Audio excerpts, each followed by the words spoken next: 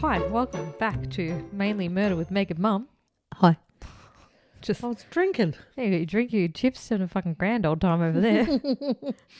I'm about to go into a donut too. I'm not even hungry, but they're just sitting there looking at us. I really like those Christmas ones, the Krispy Kreme, the chocolate Grinch ones. The ones I bought at Christmas time. Yes, they were good. At work.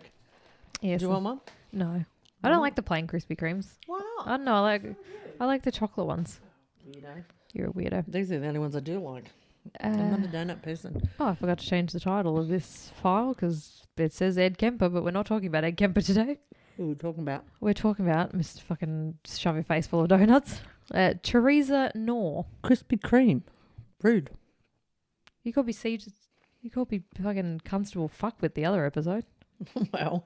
Senior Sergeant Dumb Cunt or some shit. No. I didn't say that. No, she's not here. So Theresa Senior Sergeant Fucktard, something like that. That I said. I didn't say dumb cunt. Well, I'm That's sure you're rude. thinking it. Anyway, so Theresa. Not Theresa Green. Fuck. We had a Theresa in the last one, didn't we? Sister Theresa. Mother Theresa. No, it's just a Theresa. Sister Theresa. Well, you're right, picking your crumbs off your titties. It's a visual for everyone to picture. Listen, oh. They don't drop on the floor. There's somewhere that... At least the boobs are there to stop them. Yeah, well, big enough. Fucking Rude. shelf those things. You'd bounce if you fell over. I'll never break my nose, that's No. for sure. So Theresa, Theresa Jimmy Frances Cross was born on the 14th of March, 1946 in Sacramento, California. Her father was James Jim Cross. That's probably where she got her middle name. That's weird when you give a girl a boy's middle name.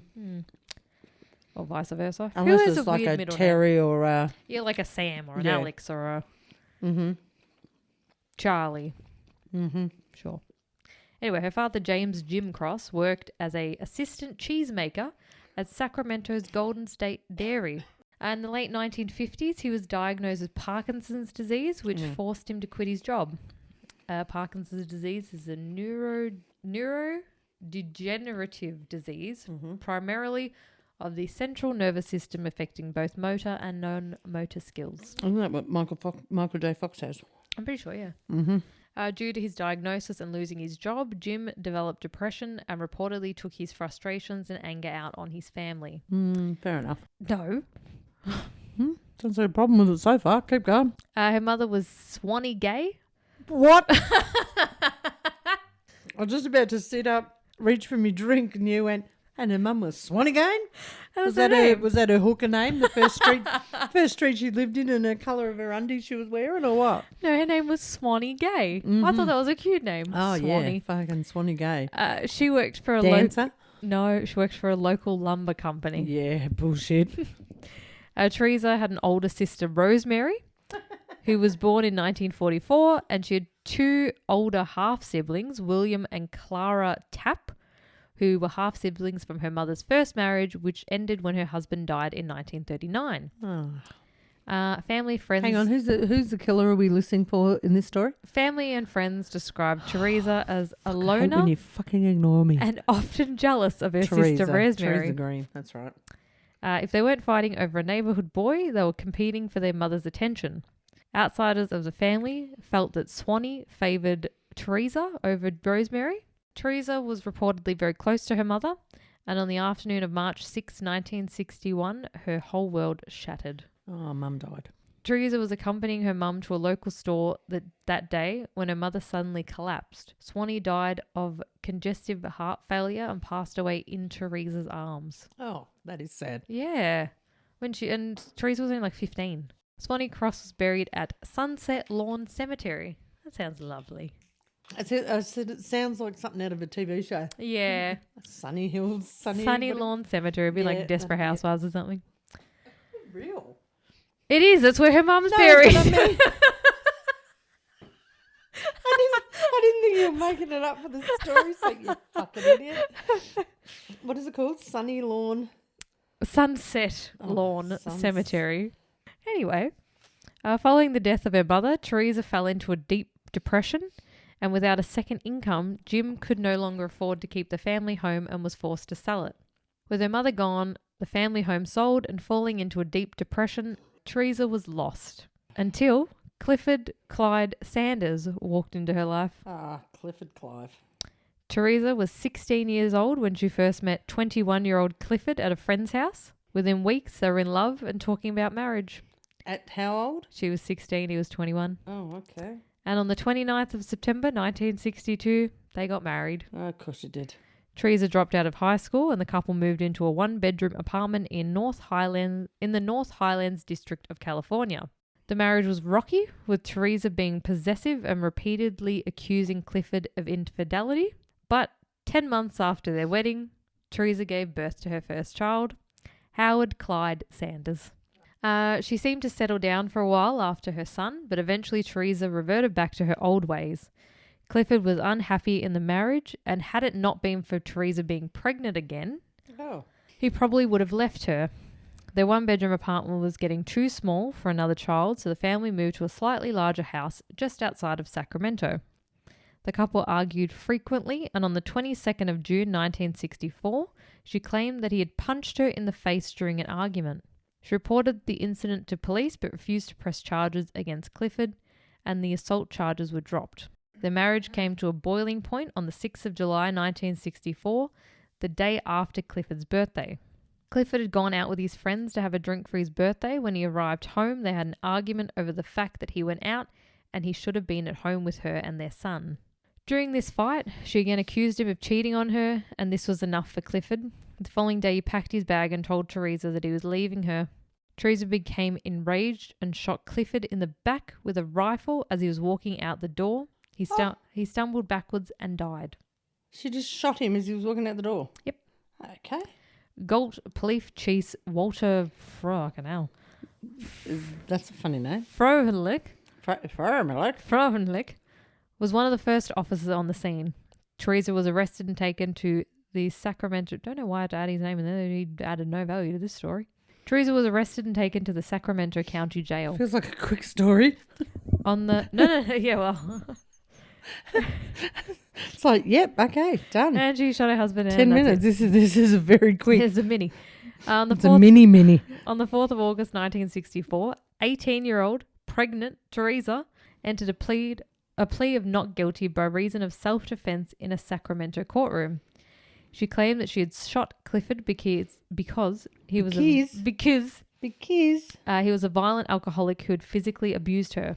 Several of Clifford's relatives testified that he was neither violent nor abusive, while the prosecution claimed that... No one knows what goes on behind closed doors.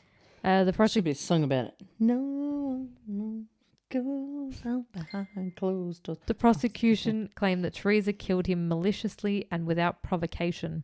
One of the first witnesses called to the stand was Dr. Arthur Wallace, the man who performed Clifford's autopsy. Mm-hmm. Dr. Wallace testified that there was no powder burns on the body and the blood test revealed no presence of alcohol. He described the injuries to Clifford's body and testified that the .30 caliber slug had passed through Clifford's wrist before embedding itself in his heart.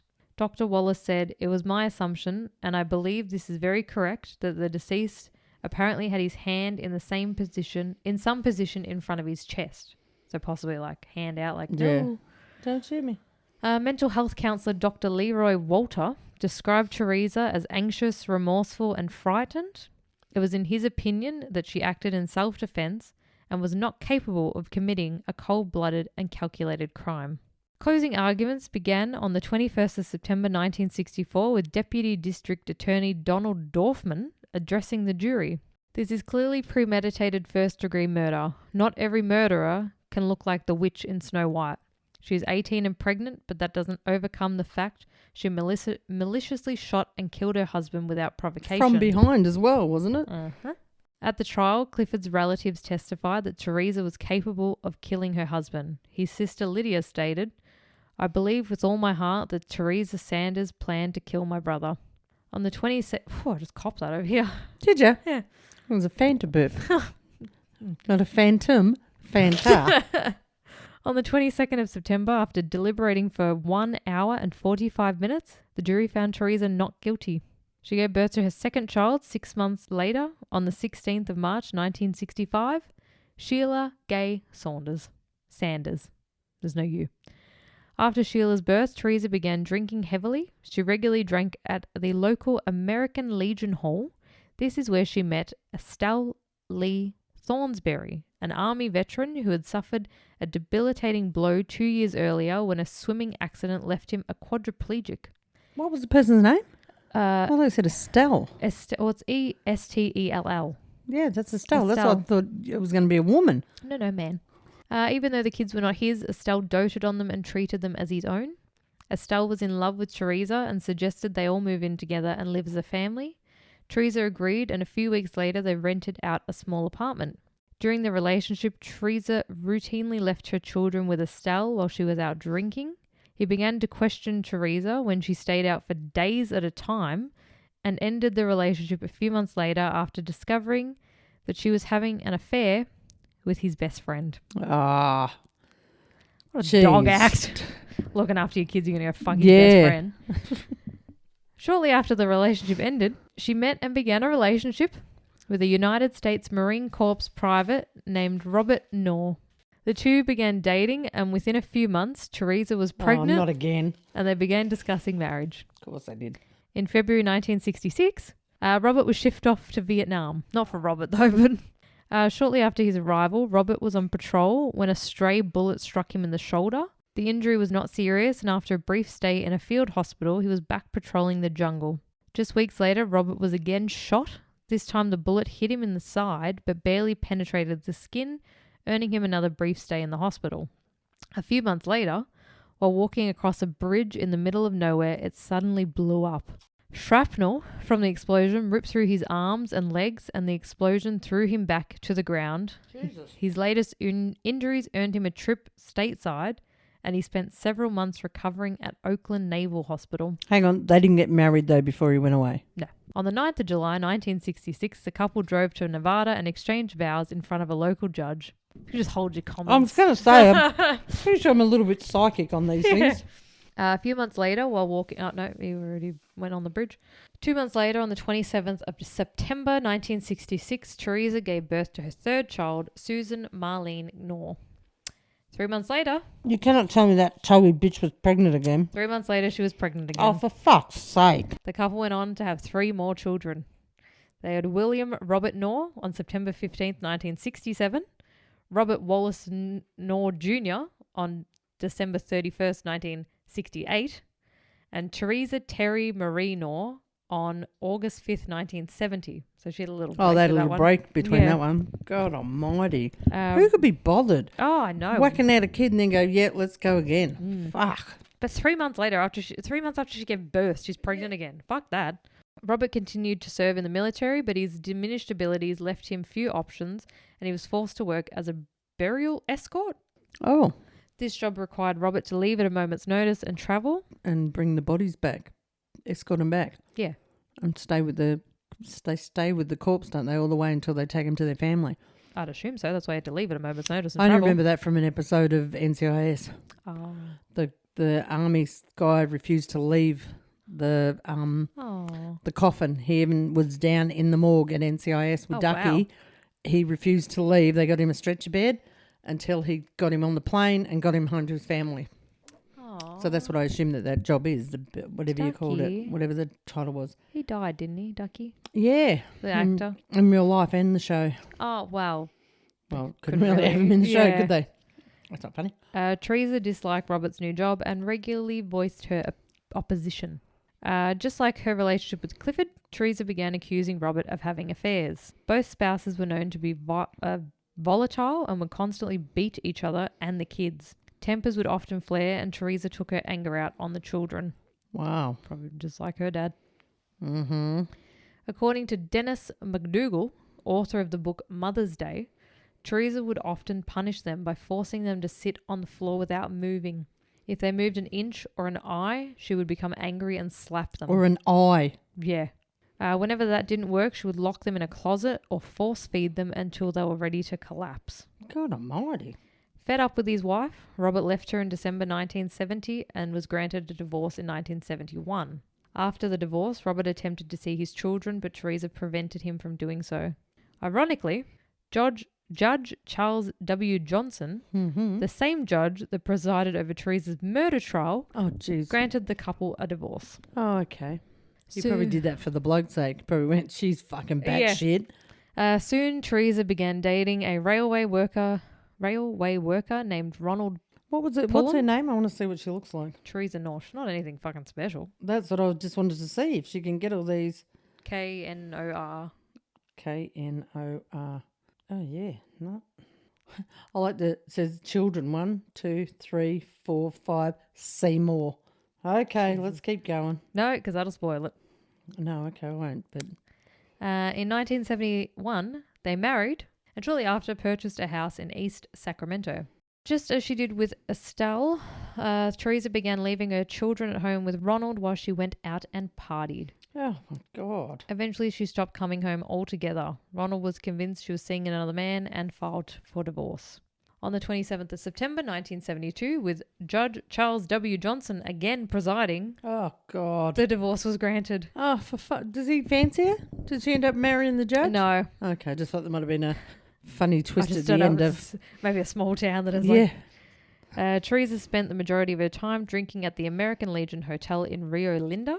It is there she met 59-year-old Chet Harris, a copy desk editor at the Sacramento Union newspaper. Oh, well, he'd be able to read up on her anyway. The couple married Oh, on the jeez. 23rd of August 1976, just 3 days after they met. Oh, you kidding? Shortly after moving in with her new husband, she discovered one of his favourite hobbies was taking photographs of nude women.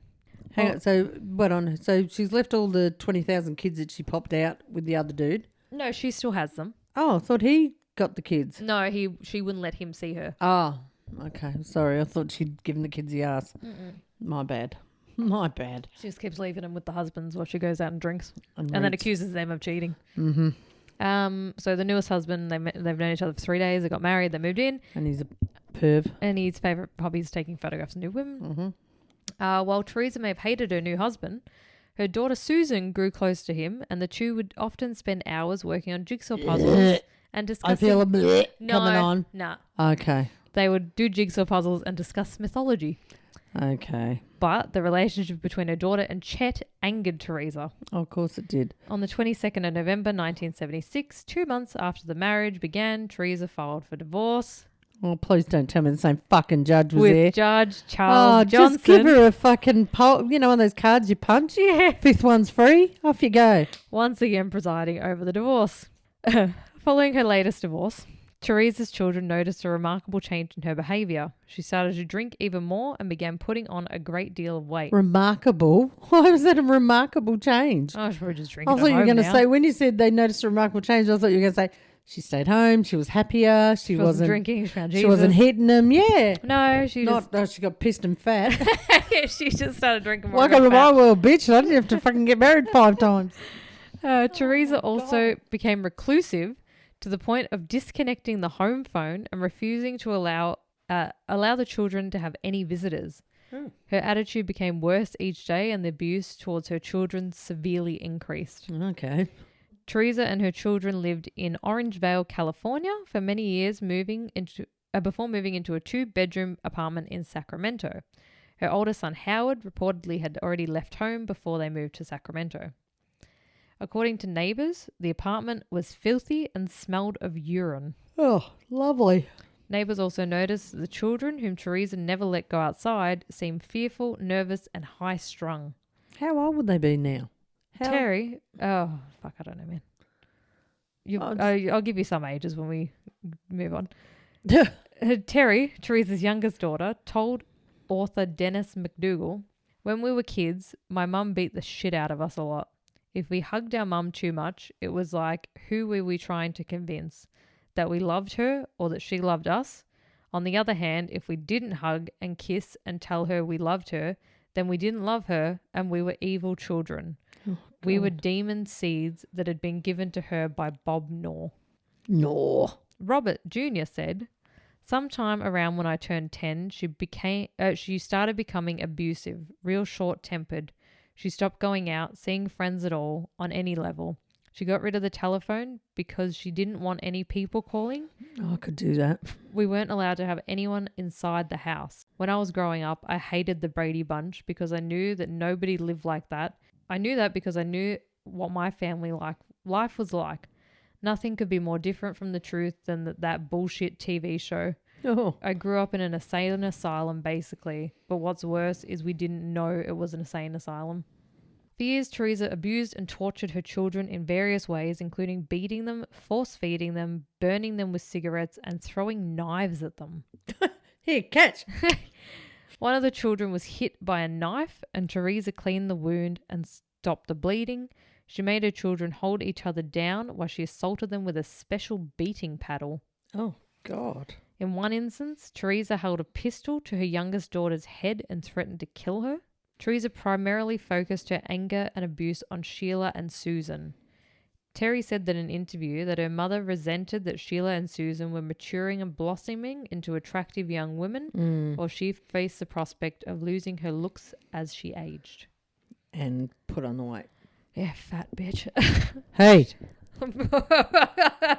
Chunky is funky, you fucking bitch. Except when you... Oh. Again, chunky is funky, you fucking bitch. Just in case you didn't get it the first time I said it.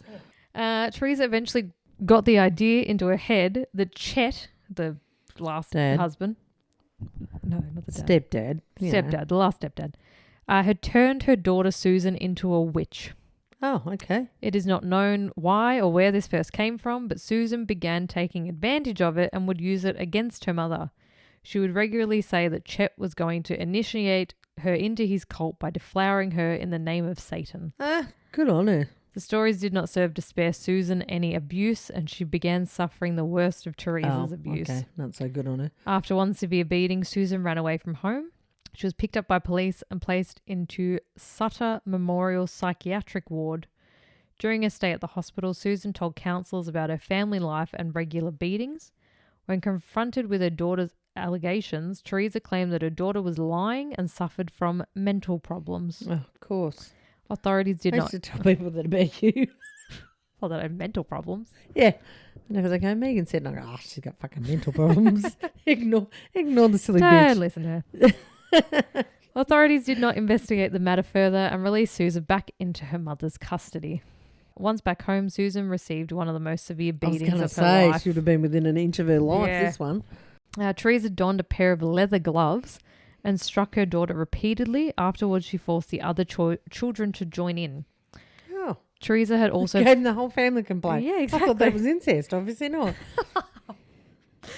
Theresa had also forced all the children out of school. Most of them never advanced past the 8th grade. Wow. So I was going to sneeze. In the subsequent... Pineapple. Isn't that what you say when people go to sneeze? In the subsequent weeks... Stops them, okay. Theresa handcuffed Susan to the kitchen table and ordered her other children to stand watch over her. Why? Because she's a fucking psycho. Oh. For 2 years, Theresa tortured Susan by handcuffing her to under the dining table. She would hand feed her from time to time, but she had to have a mouth gag on. Susan eventually could not handle the torture anymore and begged her mother to release her. The next morning on July 16th, 1984, Theresa went on a rampage and started hitting all her children. So obviously she's not mentally well, this lady, but... you think? Well, just in case... Come here, let's see how I feel after I hit you. See if I feel any... let's see if I feel any different. All right? I'll be honest, I'll let you know. After we practice how many times you get stabbing me and how many parts you can cut me up into, you're a psychopath.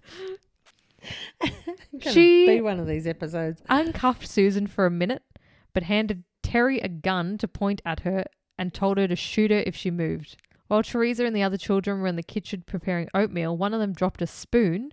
The noise frightened Terry, causing her to accidentally pull the trigger and shoot Susan. Oh, shit. Dead? No. Theresa immediately re-chained her under the dining room table. Her only reason to the fact that her daughter was profusely bleeding, begging to be taken to the hospital, was that she was upset. Oh, put your fucking teeth in or glasses on, one or the other.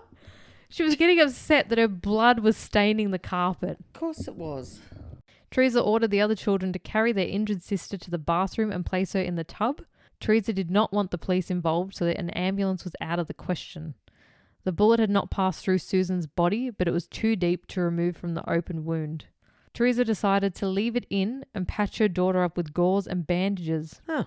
For the next month, Susan's sisters looked after her. Terry and Sheila took turns feeding and bathing her, and eventually Susan recovered enough to rejoin the family. Bloody hell. With the bullet inside. Yeah. In November 1983, Theresa and her children moved into an apartment in North Sacramento. Things were back to normal for a while, but then in July 1984, Theresa got into a heated argument with Susan and stabbed her daughter in the back with a pair of scissors. Oh, shit. The injuries were not life-threatening, but serious nonetheless. Susan was getting tired of daily abuse, and a few weeks later she asked for permission to move out. Surprisingly, Theresa agreed, but on one condition, that she wanted to remove the bullet that remained lodged in her daughter's back, and Susan reluctantly agreed. Who was... Wait on. The mum. She said, you can move out, but I want to get the bullet out. I want the bullet. Why? Because then there's no proof of abuse. Oh, she hit me, whatever. There's a bullet in her. She can really And not all the scars all over her from fucking knives and well, scissors it's like and that everything else. Victoria, it's a little girl, the UK girl, Victoria Climby. And they're like, oh, it's scabies. Oh, okay. Theresa started the operation by giving her daughter a handful of malarial capsules, which was a drug used to treat schizophrenia and general anxiety, and a quart of hard liquor. Oh. The concoction worked, and before long, Susan was completely unconscious. Theresa then retrieved an X-Acto knife with the medicine from the medicine cabinet and ordered 15-year-old Robert Jr. to cut into his sister's back and retrieve the bullet. Theresa barked orders from overhead as he made the incision.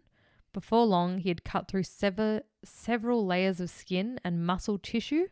Using his fingers, Robert searched around inside the wound until he finally located and removed the bullet. Oh, my God. It does get worse. Not for, well, yeah. How? The next day, Susan woke up in horrible pain. Theresa gave her antibiotics and ibuprofen, but the medicines didn't seem to have an effect, and she kept getting worse. After a few days, her eyes turned yellow and she could no longer control her bowels. That same day, so she got an infection and she went into sepsis. Clearly, yeah. The same day, Theresa packed all of Susan's belongings in trash bags, and after binding her arms and legs and placing duct tape over her mouth, she ordered her sons Robert and William to put Susan in the car. They drove south on Highway 89 and eventually pulled off the road by Square Creek Bridge. William and Robert were then ordered to take Susan out of the car and carry her down to the creek bank. Oh, my God. Teresa brought down the garbage bags and then doused everything, including Susan, in gasoline and struck a match. Oh, Jesus Christ. I actually think she was dead at the time either. No, didn't sound like it. Yeah. Just said that her eyes were yellow and she was like she was pooping. probably, in and She out was of close. consciousness. Yeah. But I don't think she was fully dead when they set her on fire. On the morning of July 17th, 45-year-old Mabel Harrison was driving when she noticed a bright light illuminating in the woods. Oh, from the day they were doing the fire? So they did it like the night, and then the morning she could see the fire in the woods.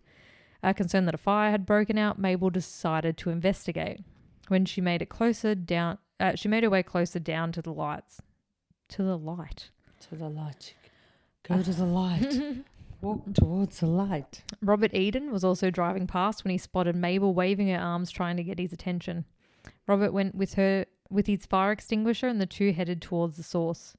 After he doused the flames, the smoke began to clear. He and Mabel discovered what appeared to be a charred human corpse. Jesus Christ. Susan was only 17 years old. She'd been through a lot. Oh, yeah. She's been shot. She's been stabbed with scissors. She's been mentally abused. She's been physically abused. She's been everything by her mum. All of that and more. Like, I know I pissed you off, but would you stab me with a pair of scissors? Yeah. And set me on fire? Yep. Get the cat to shoot me because I don't have any other siblings? Keep going. The cats don't have thumbs. They couldn't pull a trigger. I can pull it for them. I can teach them. Emergency services personnel were already surrounding the area by the time Tahoe City detectives arrived on the scene. The body was badly burned, and the lower portion of the victim's legs had detached and were lying next to the body. Yeah, and they didn't cut her up though. No, but the fire probably... Weird though that the fire makes her... Oh, she was tied. So maybe as she burnt her body... I don't know. It's strange. The left arm was propped up on its elbow and the right arm was extended at the victim's side. The only part of the body that was not burned was the left side of the victim's face, which was obvious that the victim was female. In all, investigators collected more than 30 pieces of evidence, which they found on and around the body. Among the items catalogued were a green Pepsodent toothbrush, a pair of Gloria Vanderbilt jeans, a yellow and black scarf. Gloria Vanderbilt. What is that name? I reckon that's... Plus, I'll keep like reading. I'll come back to that. I reckon it's... Vanderpump Rules? No. What was that? Is that a name again? Gloria... Vanderbilt, B-I-L-T. Vanderbilt. She's Anderson Cooper. That's his mum. Oh, mum, okay. Yeah. A underwire size 32C bra from JCPenney's, a black onyx bracelet, a pair of hoop earrings, and several miscellaneous articles of clothing. Which would have been a bit of a giveaway to the police that she's been burnt with all her belongings. Yeah, it's a bit weird. Like it wasn't an accident. Like you don't just take all your shit to the woods and burn it and burn yourself. Yeah, exactly. After finishing up at the crime scene, investigators dubbed the body Jane Doe number 4873/84 and sent her to the Placer County morgue. Following Susan's death, Theresa began directing the majority of her anger and abuse towards her 20-year-old daughter, Sheila. Oh, her turn. Yeah. The family was tight on money, with their only income being Theresa's small state-assisted checks. She told Sheila that she would have to take up working the streets as a sex worker to help the family. Oh. Imagine that. Sorry, we're just low on money. Can you go be a sex worker to help us out? Sheila was horrified about her mother's plan, but she also did not disobey. Oh, Jesus. Oh, as you wouldn't after fucking... Seeing what happened to her sister. Although she wasn't there, was she? Only the two brothers were there. When everyone was in the house. They would have known. No, she would have seen... Yeah.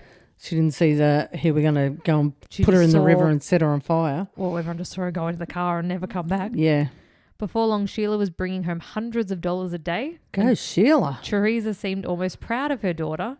She eased up on the daily beatings, and Sheila was allowed to come and go as she pleased. Well, she can't be black and blue with her. Yeah. However, after a few weeks, Theresa became angry and accused Sheila of being pregnant and contracting a sexually transmitted disease, which Theresa claims to have caught from Sheila via the toilet. No, you cannot contract an STD from a toilet seat. And you cannot surely look at her and go, you're pregnant. You've after got a few weeks. disease and you're pregnant. Like, what the fuck? According to health.com, a toilet seat doesn't offer an environment for an STD to thrive, so it can't live there for more than 10 seconds. When Sheila denied the accusations, Theresa beat her, hog-tied her, and locked her in a tiny closet next to the bathroom. She forbade the other children to give her food or water or open the closet door. Terry later said she wanted Sheila to confess. That was mother's way. Beat them until they confess. God almighty. To end the punishment. She was the only breadwinner though, wasn't she? Yeah, she was bringing the money in. So that was cutting off your nose to spite your face, you silly bitch. To end the punishment, Sheila confessed to being pregnant, but Theresa claimed that she was lying and refused to let her out of the closet. So it's like, how... So you're pregnant? No, yeah, okay, I am. No, you're not. So there's no winning in that situation.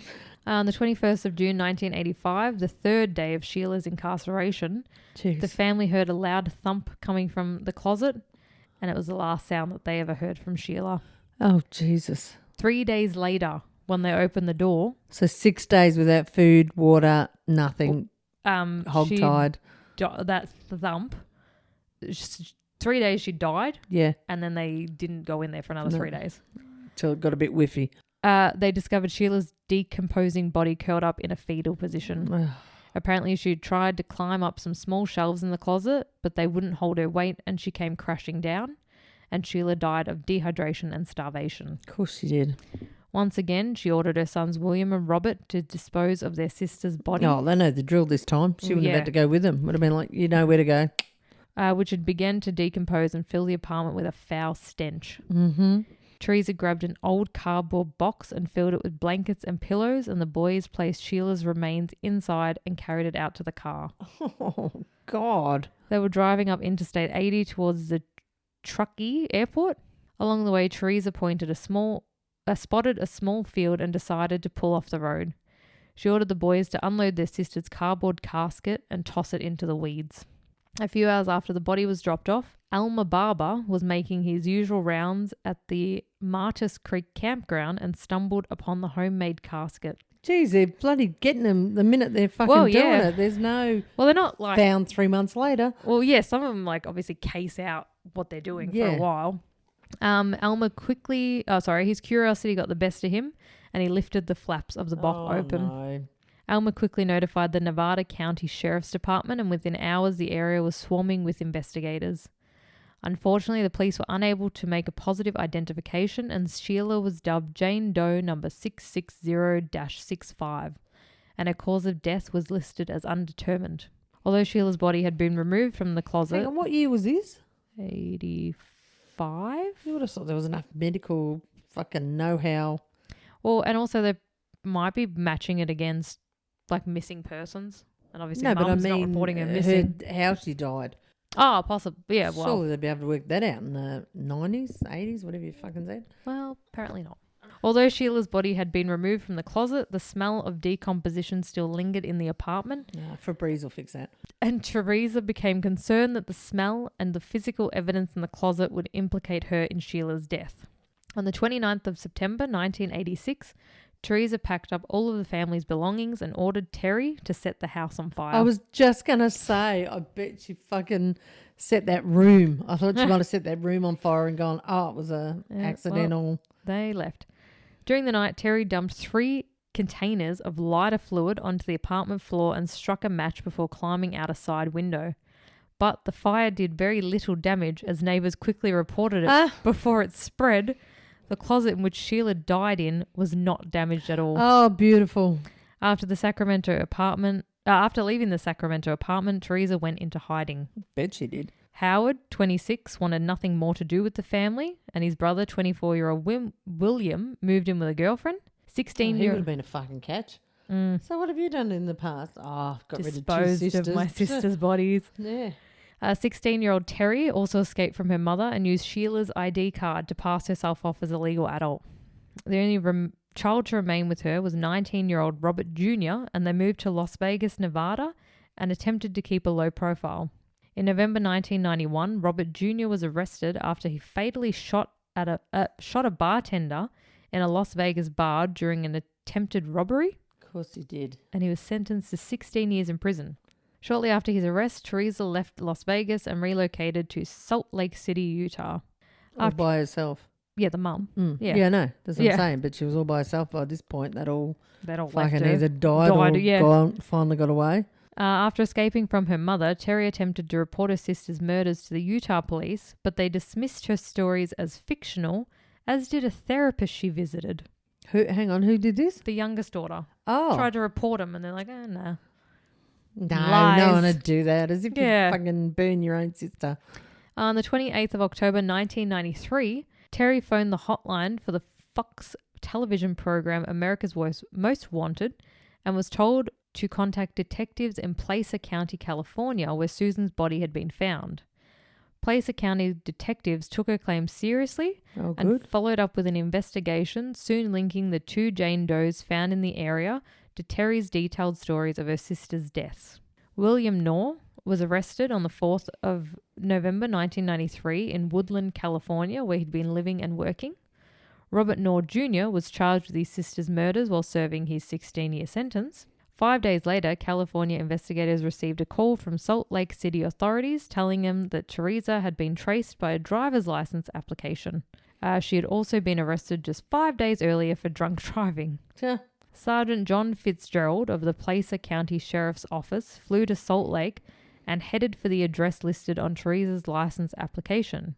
Just before nightfall, he knocked on the door. Surprisingly, Theresa answered without hesitation and was then arrested. At the time of her arrest... Probably thought it was pizza. Yeah, probably. That's the only reason you'd open the door. Uber Eats. I didn't order that, but they must just know. They're like, oh no, someone will eat it this time of night. Don't worry about it.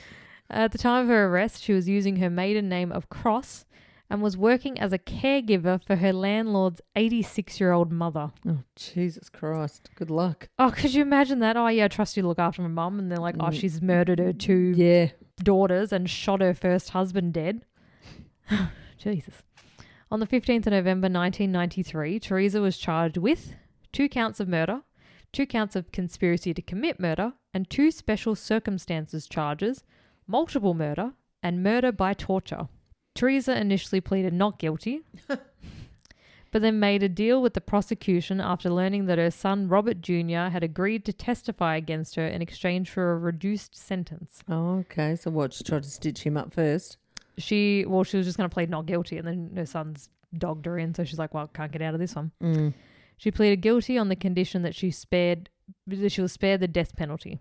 You'd nearly want it, wouldn't you? Well. Why? What, you're going to spend the rest of your life in jail? Yeah, why not? No one's visiting you. Your kids fucking hate you, and most of them been locked up anyway or buried. What the fuck have you got to live for? Mate, check out. Take the free ride. Get on. Well, no, on the 17th of October 1995, Theresa was sentenced to 2 consecutive life sentences. Well, that's not going to happen. Well, she is incarcerated at California Institute for Women in Chino, California. Theresa had a parole hearing in July 2019, but was denied release. Oh. And her next parole hearing will be in July 2025. Oh, we should go. Where are we going? California? California. Okay. William Knorr was sentenced to probation and ordered to undergo therapy for participating in his sister Susan's murder. So they would have had extenuating things of the mum threatening him and all the torture and all the torture and abuse trauma in their life. They weren't doing of their own free will. Because I feel like William, like the other one ends up shooting a bartender, but William leaves, he gets a job, he's got the girlfriend. Yeah. Like he's... Yeah, I feel like they're a bit relatively stable-ish. Yeah, well, but you'd have a lot of it would have all trauma. been from the mums. Yeah, well, imagine growing up in that. Exactly, seeing what she did to 2 sisters. Yeah, you'd be doing whatever she fucking wanted. Well, yeah, I say fuck a lot. Yeah, you fucking do. In exchange for his testimony, the prosecution dropped all charges against Robert Jr., save for 1 count of being an accessory after the fact in relation to Sheila's murder. Mm-hmm. Robert Jr. pleaded guilty to the charge and was sentenced for 3 years in prison, which was served concurrently with his 16-year sentence in Nevada. After running away from her mother's home, Terry Knorr married twice and eventually moved to Sandy, Utah. She wanted her name changed as much as she could. Oh, yeah. She didn't want anything to do with them. Moved to Sandy, Utah, where she lived with her second husband. She worked as a grocery store cashier in the same neighborhood where her mother also lived and worked before her arrest. Oh. Theresa and Terry apparently did not know they lived so close to each other and they had no contact. Oh, good. Well, she wouldn't want to anyway. No. She probably saw her in the supermarket and went, Yeah, sorry, check out on aisle 6. I'm going. This lane's closed. Terry Knorr died in 2011 at the age of 41. Following Theresa's arrest, police decided to reopen the murder case of her older sister, Rosemary, who was found strangled to death at the end of a dead-end road in Placer County in 1983 after she went grocery shopping in Sacramento. So this is Theresa's sister. Mm-hmm. Police later determined that Theresa was not involved in Rosemary's death and her murder still remains unsolved. Mm. And that is the case of the story of Theresa Knorr and her abusive life and killing 2 of her children. Yeah. Poor, you feel sorry for kids in that fucking situation where your mother's just a psycho. Don't you? Because obviously... they would have been too young to be able to know they could do something. Yeah. Like they weren't old enough to go, fuck it, let's get out. There's people we can go to. And there was probably, well, you know, she didn't let the dad see them. So she's probably going, oh, your dad hates you. He doesn't want anything to do with him. Exactly. She's isolated all of them. So they don't have friends to go to. They don't have family that they can go, I'm just going to go to grandma's house. They'd nowhere. Yeah. It's all right, Logan, I'll take you. He beats me up. But he's pretty cute. He's pretty cute. He'd says, get hey. Off. He'd get off. He'd get that little smile on his little, hey. He smacked me in the face the other day and I did a sad face. He's like, hey. I was like, you're a dickhead. You totally, just of course. smacked me in the face. Sorry, Dane, we've done it again. I'm a Dane, you've done it again. Oh, Dane, we did it again. But yeah, that's so fucked up. Isn't it just? I don't know how people can, sad. As much as a kid pisses you off, you could never fucking stab him with a pair of scissors or... beat them. Sadly, some people can. Yes. I Well, don't think twice about it. and even Sheila, you have to do sex work, and she'd be like, "Well, I'm not fucking saying no. Like, I just saw what happened to my sister." Yeah, that's right. Like one they died in the cupboard, and the other one never saw her return after she shit on the floor. Well, yeah, No chance. well, she wanted to leave. Yeah. Yeah, sure, we'll take the bullet out. She's dead. She's disappeared. She's in the car, fucking bound. They would have heard on the news that a body's been found burnt, and they're like, "Oh, well, we know who that is." Yeah. No idea where that's come from. Yeah, we'll catch you next week. I don't know where we are. Where are we next week? We are in Australia next week. No, we're not. No, we're not.